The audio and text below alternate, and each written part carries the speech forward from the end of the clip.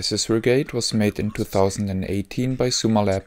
It's a virtual reality game which is available on the major platforms Steam VR, Oculus and PlayStation VR.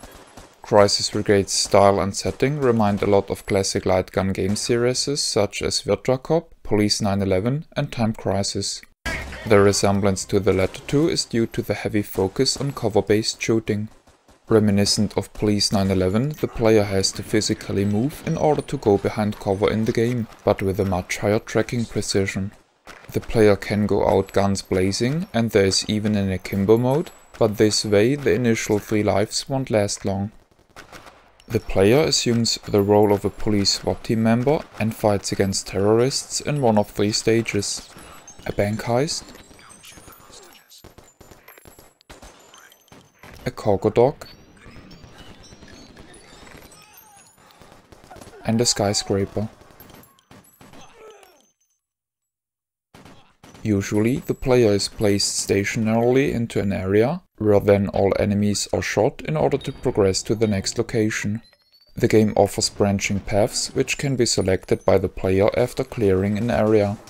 The individual routes are very distinct, which increases the replay value of the game a lot.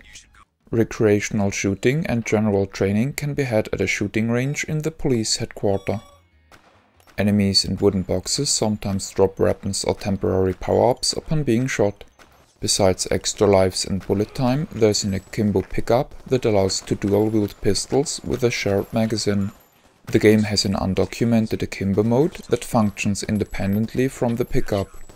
It is engaged by drawing the pistol from the holster while already holding a non-standard gun. Sadly, the rules of how to change weapons and how to replenish ammunition during this native akimbo mode seem arbitrary, which degrades this feature to a mere novelty as for the unpredictiveness. The player can use either hand as dominant hand for the shooting, and rifles can be transferred between hands even after pickup. The game attempts to depict the handling of firearms realistically. Therefore, it includes the concept of spray patterns. Spray can be improved by using the second hand as a support. In order to reload, the present magazine has to be ejected and a new one has to be inserted. Depending on whether or not a bullet is in the chamber, the gun is then ready or must be cocked first by racking the slide. This is where the realism ends, unfortunately, as the developers don't seem to be firearms enthusiasts themselves and thus get a few details wrong. The standard pistol is a Glock 19, which has a capacity of 15 rounds. Like with most pistols, you can see the capacity as 15 plus 1 rounds, as theoretically you can choose to have one shot already chambered in the gun before inserting a full magazine. The game, however, always gives the player 16 rounds no matter what. The player can deplete the magazine by manually racking the slide, but the last chambered round is trapped and can't be extracted in-game, which of course is not how a gun operates. Personally, I played the game aiming through the iron sights, which worked great for me. I am not sure, however, whether the developers understand the concept of sights, as they left away the rear sight of the Car 15 rifle, which makes it a chore to use. While the wall reload procedure indeed adds realism to the game, at the same time it breaks immersion a lot because of the discrepancy between the actual player hip position and in-game hip location. This might sound like a minor gripe, but it's really an issue if advanced players seek to grab a spare magazine while dodging bullets. While kneeling or sitting, the digital hip is rarely where the player would assume it to be.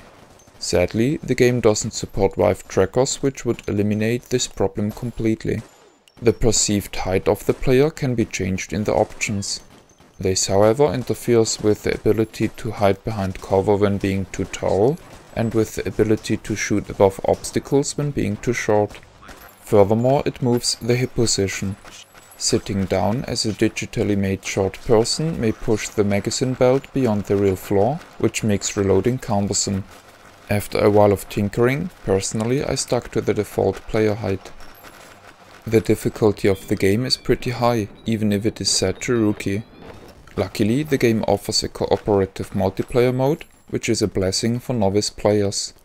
Apart from the high base difficulty, the game relies on a few unfair feeling tricks in order to lengthen the play experience. Without knowing these tricks, it can be hard and frustrating to progress. Taking the conclusion of Stage 2 as an example, the player has to take out a key enemy in order to obtain a rocket launcher, which is required to stop a helicopter from escaping. The rocket launcher is empty, however, and its rockets are hidden in one of the boxes that act as cover. When the helicopter is finally shot, its rotor will fall off and is propelled against the player, who then has to quickly dodge away to survive. Personally, I like Crisis Brigade a lot. The voices and the music are well fitting. I enjoy the simple art style and the atmosphere. The levels are super recognizable and allow the player to explore a Virtua Cop-like pier and to dive into a Matrix lobby scene-like shootout from a realistic first-person perspective. Crisis Brigade is a nice proof of concept that shows that the classic light gun formula translates very well into VR. I am looking forward to test the sequel Crisis Brigade 2 at some day. This is the end of the review. My name is Ben. I thank you for viewing.